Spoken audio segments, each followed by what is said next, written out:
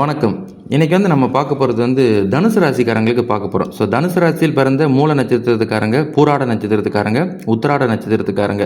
So அந்த 3 நட்சத்திரத்துக்காரங்களுக்கு இப்போ இந்த வருஷம் மார்ச் 29, 2025 திருக்கணித பஞ்சாங்கத்துக்கு சனி பயிற்சி இருக்குது அப்படின்றது ஒரு சிலருக்கு ஸோ அது ஒரு பலன்கள்லாம் எப்படி இருக்கும் அப்படின்ற ஒரு கேள்வி. ஸோ அப்போ திருக்கணித பஞ்சாங்கத்தை ஃபாலோ பண்ணுறவங்களுக்கும் அதுபோல் காமனாகவே சனி பயிற்சி ஆயிடுச்சு அப்படின்னு மைண்டில் ஏற்றுக்கிட்டவங்களுக்கும் இந்த வீடியோ ஃபாலோ ஆக போகுது. சரிங்களா? ஸோ அப்போ சனி பயிற்சி இப்போ எப்படி இருக்குது அப்படின்னு பார்த்தா, இப்போ தனுசு ராசிக்கு ஆல்ரெடி 7.5 சனியெல்லாம் முடிஞ்சிருச்சு. 7.5 சனி முடிஞ்சு இப்போ அதுக்கப்புறம் ராசிக்கு 3ல் கடந்த 2 வருஷம் இருந்தார். இப்போ டப்புன்னு ராசிக்கு 4ல் நாள் போனதே தெரில. ஸோ அதுக்குள்ளே இப்போ தான் 7.5 சனி முடிஞ்சு டப்புன்னு அட்டாத்தமத்த சனி இப்போ ஸ்டார்ட் ஆகிட்டார் அப்படின்ற ஒரு கேள்வி உங்களுக்கு வந்திருக்கும். ஸோ இப்போ ராசிக்கு 4ல் சனி வந்தாருனாலே அட்டாத்தமத்த சனி அப்படின்னு சொல்கிற ஒரு கான்செப்ட் இருக்குது. அப்போ ராசிக்கு 8, ராசிக்கு 4, அப்புறம் ராசிக்கு 2, ராசிக்கு 12 இதெல்லாம் டேஞ்சர் தான். ஸோ மோஸ்ட்லி டேஞ்சர்னா நமக்கு பொருளாதார தடையை மோஸ்ட்லி உண்டு பண்ணிக்கிட்டே இருப்பாங்க.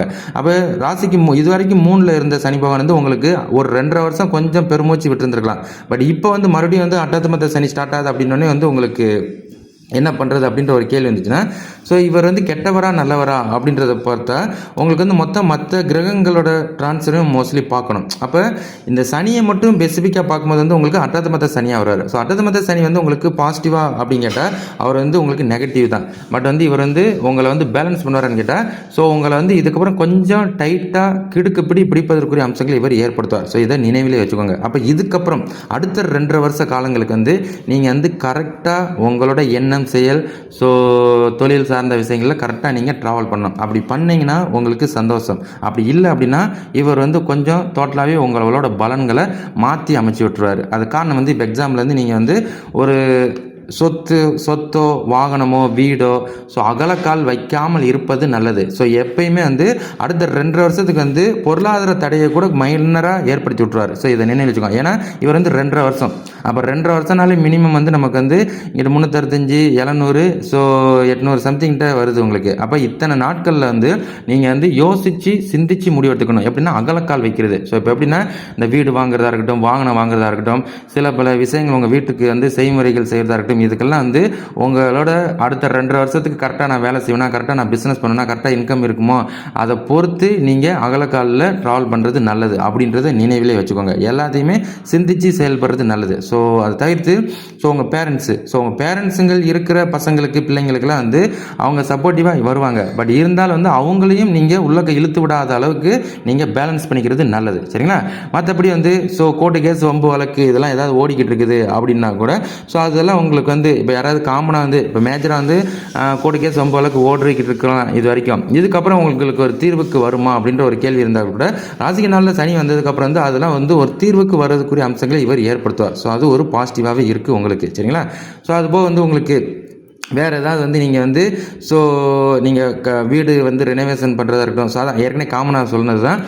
அகலக்கால் நீங்கள் வைக்கக்கூடாது. அகலக்கால்னா இன்றைக்கி காசை போட்டாச்சு, நாளைக்கு எடுத்துருவோம் அப்படின்ற மணிக்கு நாளைய எண்ணத்தை திங்க் பண்ணிவிட்டு இன்றைக்கி நிறையா காசுங்களை விட்டுறாத அளவுக்கு நீங்கள் கரெக்டாக ட்ராவல் பண்ணிக்கணும். ஆடம்பரம் செலவு பண்ணுறதா இருக்கட்டும், ஆடம்பரமாக இருக்கிறதெல்லாம் கொஞ்சம் அவாய்ட் பண்ணிக்கிட்டு அடுத்த 2 வருஷம் இருக்கிற இடம் தெரியாமல் கொஞ்சம் நல்லதமாக ட்ராவல் பண்ணிக்கிறது நல்லது. சரிங்களா?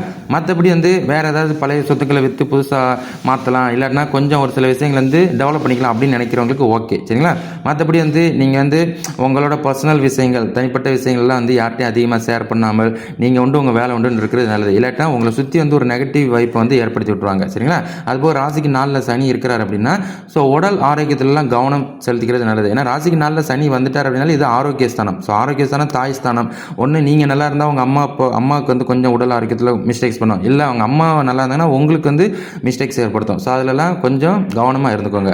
அதுபோக உங்களுக்கு பொருளாதார பிரச்சனைகளில் மைல்டாக இருக்கும். ஸோ இதுக்கப்புறம் இந்த கடன் சார்ந்த விஷயங்களை நான் மாட்டிக்கிறேன்னா, கடன் எனக்கு இருக்குமா, நான் இதுலேருந்து ரிலீவர் ஆகுவேனான்னு கேட்டால் உங்களுக்கு எப்படின்னா மோர் ரேட்டாக தான் இருக்கும். மோர் ரேட்டானா நீங்கள் அகலக்கால் வைக்காத அளவுக்கு பொருளாதார தடையில் உள்ளக்க மாட்டிக்கிடாத அளவுக்கு இருந்துட்டிங்கன்னா சந்தோஷம்.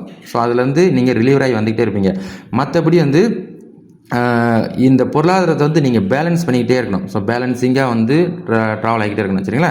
அதுபோக வந்து வண்டி வாகனங்கள்லாம் நீங்கள் சின்னவங்களாக இருந்தாலும் சரி, பெரியவங்களாக இருந்தாலும் சரி, போயிட்டு வர்றது வந்து கொஞ்சம் கவனமாக போயிட்டு வர்றது நல்லது. இல்லாட்டின்னு வச்சுக்கோங்களேன், கொஞ்சம் ஆட்டம் காட்டி விட்டுரும், சரிங்களா? ஸோ இதை தவிர்த்து வந்து உங்களுக்கு இப்போ வந்து அவங்க ஸ்டூடெண்ட்ஸு, ஸோ பசங்களாக இருக்கிறாங்க அப்படின்னா, ஸோ பசங்களுக்கு வந்து நல்லா படிப்பாங்களான்னு கேட்டால், ஸோ பசங்களுக்கு வந்து இந்த சனி வந்து ரொம்ப தாக்கத்தை ஏற்படுத்தாது. பட் வந்து இருந்தாலும் வந்து அவங்க கவனமாக கண்ணும் கருத்துமாக படிக்கிறது நல்லது. இதுக்கப்புறம் வந்து விசுவல் கம்யூனிகேஷன், ஏன்னா ராசிக்கு 4 படிப்பு ஸ்தானம், அந்த படிப்பு ஸ்தானத்தில் சனி வந்து உட்கார்றாருனாலே வந்து மந்தமாக ஆகுவாங்க படிக்கிற பசங்க. பட் வந்து அதுக்கப்புறம் இந்த குரு பயிற்சி ராகு பயிற்சியெல்லாம் இன்னும் ஃபியூச்சரில் இருக்குது. ஸோ இவங்களும் உங்களுக்கு பலன்களை வந்து மாற்றி மாற்றி வழங்குவாங்க. பட் இருந்தாலும் நீங்கள் வந்து படிக்கிற பசங்க கரெக்டாக கவனமாக படிச்சுக்கிறது நல்லது, சரிங்களா? அதுக்கப்புறம் எப்படின்னா கவனம் சிதறாமல் வேறு எங்கிட்டும் மைண்டு ஓடாத அளவுக்கு ஸோ நீங்கள் உண்டு. அதுக்கப்புறம் படிக்கிற ஹையர் ஸ்டடியாக இருந்தாலும் சரி, படிப்பை பாதியில் விட்டு மறுபடியும் ரீகண்டினியூ பண்ணுறவங்களா இருக்கட்டும், இல்லை மேஜர் மாஸ்டர்ஸ் படிக்கிறவங்களா இருக்கட்டும், இவங்களுக்குலாம் வந்து படிப்பு நல்லா வரும். பட் வந்து மந்தமாக இருக்கிற மாதிரி இருக்கும். சில பல தடைகளை, காரிய தடைகளை உண்டு பண்ணுவார். ஸோ அப்போ சனி கெட்டவரான்னு கேட்டால், நீங்கள் கெட்ட விஷயங்களுக்கு போனீங்க அப்படின்னா அவர் அப்படியே அங்கிட்ட தள்ளி விட்டுருவார். அதுக்கப்புறம் அந்த லூப்லேருந்து நீங்கள் வெளியே வராத அளவுக்கு அங்கிட்டே சுற்றுற அளவுக்கு பண்ணி விட்டுருவார். ஸோ அதனால் படிப்பை தவிர்த்து அடுத்த கவனத்துக்கு செல்லாமல் இருப்பது நல்லது, சரிங்களா? ஸோ அது போக இப்போ வந்து வேலை செய்கிறவங்க, உத்தியோகத்தில் இருக்கிற இவங்களுக்குலாம் வந்து பாசிட்டிவாக இருக்குமான்னு கேட்டால், நீங்கள் எதிர்பாராத மாதிரி ஒரு அனுபவங்கள்லாம் உங்களுக்கு வரும். ஸோ திடீர்னாப்பில் வேலை போகும். ஏன் வேலை போச்சுன்னு உங்களுக்கே தெரியாது.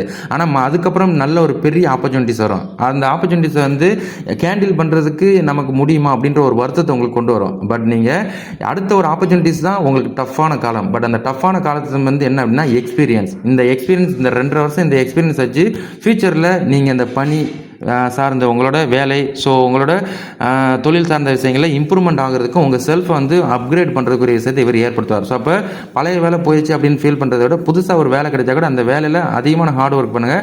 அதுக்குரிய ஸோ ப்ராஃபிட்ஸ், பெனிஃபிட்ஸ், அதுபோக ப்ரொமோஷன் இதெல்லாம் கண்டிப்பாக உங்களுக்கு கிடைக்கும். அதனால் அடுத்த 2 வருஷத்துக்கு நல்ல ஹார்ட் ஒர்க்கராக மட்டும் நீங்கள் இருந்தீங்கன்னு வச்சுக்கோங்களேன், கடன், நோய், ஸோ இந்த மாதிரி விஷயங்கள்லேருந்து ரிலீவர் ஆக்கி உங்களை கொண்டு வந்துக்கிட்டே இருப்பார். உங்களை எந்தவித ஆட்டமும் காட்ட மாட்டார். ஸோ அதுவே ஒரு பாசிட்டிவாக இருக்குது. அதுபோக வந்து போஸ்டிங் ப்ரொமோஷன்லாம் இருக்குமான்னு கேட்டால் உங்களுக்கு அடுத்த குரு பயிற்சியை வச்சு உங்களுக்கு பலன்கள் இருக்குது. மற்றபடி வியாபாரம் செய்கிறவங்களுக்குலாம் பாசிட்டிவாக இருக்குமா அப்படின்னு கேட்டால், ஸோ வியாபாரம் செய்கிறவங்களுக்கு வந்து நீங்கள் வந்து எல்லாத்துலேயும் வந்து யோசித்து முடிவெடுப்பது நல்லது. அகலக்கால் வைக்கிறது, அன்வான்டாக எல்லாத்தையும் இழுத்து போட்டுட்டு ஸோ இது வரைக்கும் விற்று முடிச்சிடலாம், எல்லாத்தையும் சேல் பண்ணிடலாம் அப்படின்ற கான்செப்டுக்குள்ளே நீங்கள் போயிடக்கூடாது, சரிங்களா? ஸோ உங்களோட தொழில் எப்படி இருக்குது, நீங்கள் இதிலெல்லாம் சரியாக வருவீங்களா, இதெல்லாம் நம்ம போட்டால் லாபம் எடுத்துருமா அப்படின்றத ஆராய்ச்சி பண்ணி அதுக்கப்புறம் கரெக்டான ஆலோசனைக்கு அப்புறம் நீங்கள் ஃபீல்டு ஒர்க் பண்ணுறது நல்லது. ஃபீல்டு ஒர்க் பண்ணி அதுக்கப்புறம் வியாபாரம் பண்ணுறது நல்லது. அப்படி இருந்தால் உங்களுக்கு சந்தோஷம், நீங்கள் எந்த துறையில் இருந்தால் கூட, சரிங்களா? மற்றபடி வியாபாரம் நுணுக்கமாக நல்லதமாக போமான்னு கேட்டால் உங்களுக்கு வந்து ஸோ சனி பயிற்சி சுமாராக தான் இருக்கும். சனி பயிற்சி சொல்லிக்கிற அளவுக்கு இல்லை. பட் நீங்கள் சனியவே பார்க்கணும்னு அவசியம் இல்லை. மறுத்து போக உங்களோட குரு பயிற்சி, ராகு பயிற்சி டோட்டலாக பலங்கள் மாறும். அது போக உங்களோட ஜனன ஜாதகம் ஒன்றும் வேலை செய்யும். ஜனன ஜாதகத்தில் வந்து உங்களுக்கு வந்து ஸோ மூல நட்சத்திரத்துக்கு, பூராட நட்சத்திரத்துக்கு, உத்திராட நட்சத்திரத்துக்கு நல்ல அம்சங்கள் இருந்துச்சு அப்படின்னா கண்டிப்பாக உங்களை வந்து ஆட்டம் காட்ட மாட்டார் இவர். அதே ஜனன ஜாதகம் ஒஸ்ட்டாக இருந்துச்சு, ஜனன ஜாதகத்துலேயும் சனி தசை, சனி புத்தியெல்லாம் ஓடுது அப்படின்னா ஆட்டம் காட்டி விட்டுருவார். ஸோ அதனால் அகலக்கால் வைக்காமல் இருப்பது நல்லது, சரிங்களா?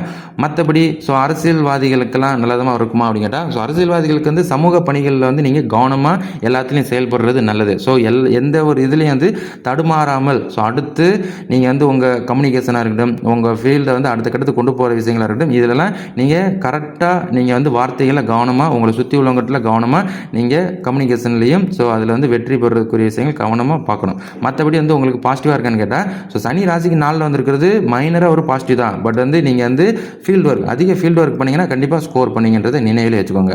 ஸோ மற்றபடி இந்த தனுசு ராசிக்காரங்களுக்கு வந்து ஸோ உங்களோட எண்ணம், செயல் எல்லாமே கரெக்டாக சிந்தித்து செயல்படுறது நல்லது அப்படின்றத நினைவில் வச்சுக்கோங்க. ஸோ அன்வான்டான விஷயங்களில் தலையிடாமல் இருப்பது, ஸோ தேவையில்லாத வம்பு வழக்கு விஷயங்களுக்குள்ள ஈடுபடாமல் இருப்பது நல்லது. ஸோ நீங்கள் ஒன்று உங்கள் வேலை ஒன்று இருந்துட்டீங்க அப்படின்னா இந்த சனி உங்களை எந்த வித குளறுபடியும் ஏற்படுத்த மாட்டார். ஸோ அரசாங்கம் சார்ந்த விஷயங்கள்லையும் ஸோ மிஸ்கம்யூனிகேஷனுக்கு போயிடக்கூடாது. 2ஆம் நம்பர் பிஸ்னஸ்லாம் அதிகமாக களம் கண்டாதீங்க. 2ஆம் நம்பர் பிஸ்னஸ் பண்ணிங்கன்னா மாட்டிக்கிறீங்க. இதிலலாம் கவனமாகவே இருந்துக்கோங்க. மற்றபடி 2ஆம் நம்பர்னால் கெட்ட தொழில், கெட்ட பிஸ்னஸ் அந்த மாதிரி, சரிங்களா? மற்றபடி தனுசு ராசிக்காரங்களுக்கு இது வந்து நல்லா இருக்குமா அப்படின்னு கேட்டால் ஒரு சில குழப்பங்கள், ஒரு சில விஷயங்கள் வந்து கருத்து வேறுபாடுகள் உங்களுக்கு இருந்துகிட்டு தான் இருக்கும். அதனால் நல்லா சாப்பிடுங்க, நல்லா தூங்கி எந்திரிக்கோங்க, நல்லா உடம்ப டேக் கேர் பண்ணிக்கோங்க. இந்த 2.5 வருஷம் உங்களுக்கு வந்து பாசிட்டிவாக இருக்குமான்னு கேட்டால் மைனராக தான் இருக்கும். இதுக்கப்புறம் சனியோட பார்வை பலன்களில் உங்களுக்கு பலன்கள் மாறும். சனி வந்து 3ஆம் பார்வையாகவும் 7ஆம் பார்வையாகவும் 10ஆம் பார்வையாகவும் பலன்களை மாற்றுவார். அதுக்கப்புறம் குரு பயிற்சி, ராகு கேது பயிற்சி அப்படின்னு அதுக்கப்புறம் பலன்களை மாற்றுவார். ஸோ இதுக்கப்புறம் பார்ட் 2ல் ஒன் பை ஒன் பை நம்ம பலன்கள் பார்ப்போம். மற்றபடி கேர்ஃபுல்லாக இருந்துக்கோங்க. எல்லாத்துலேயும் வந்து அகலக்கால் வைக்காமல் நின்று நிதானமாக சிந்திச்சு நீங்கள் செயல்பட்டீங்கன்னா உங்களுக்கு வெற்றி கிடைப்பது உங்களுக்கு நிச்சயம் அப்படின்றத நினைவில் வச்சுக்கிட்டு நீங்கள் இந்த சனி பயிற்சியை கரெக்டாக தொடர்வது நல்லது. சரிங்களா?